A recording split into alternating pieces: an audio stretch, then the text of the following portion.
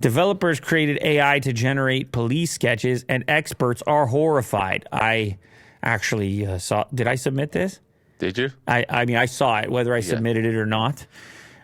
This is wild stuff. Like, you see how realistic these sketches are. I guess there's no such thing as the sketch artist anymore. Good Lord. I mean, I hope they hang around, because what if all this other stuff fails horribly?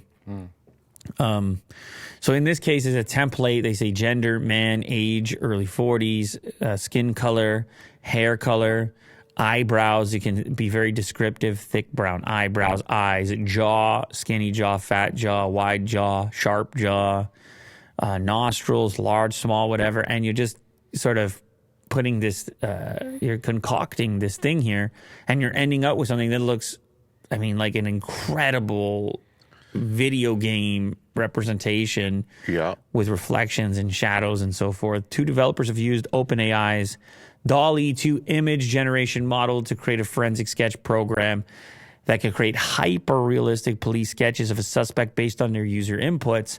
The program, called Forensic Sketch AI Artist. Oh, AI artist. Why they got to do it to me? Well, that's pain as I look at that and I'm forced to move my mouth in those ways. Was created by developers Artur Fortunato and Felipe Reynaud.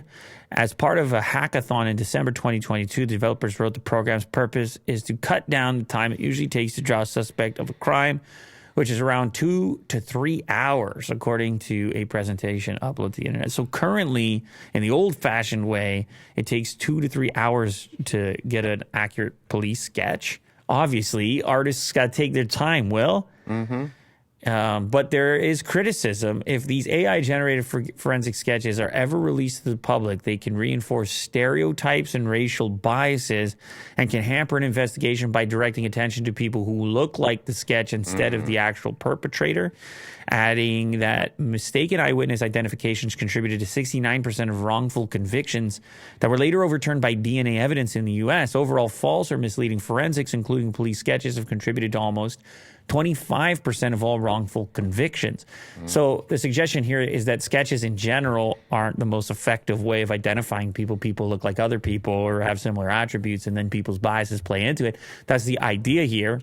But I think there might be a counter to that counter, which is, what if the sketches are more accurate via AI to the extent that these mislabelings actually reduce, because a hand-drawn sketch may or may not be more accurate. But then you could flip that to a triple counter argument, which is artists suggesting that the nuance of their interpretation is actually superior to that of AI. A lot of different ways to look at this and play it, but yeah, add it to the laundry list here of wild AI developments with incredible moral consequences. Scary stuff.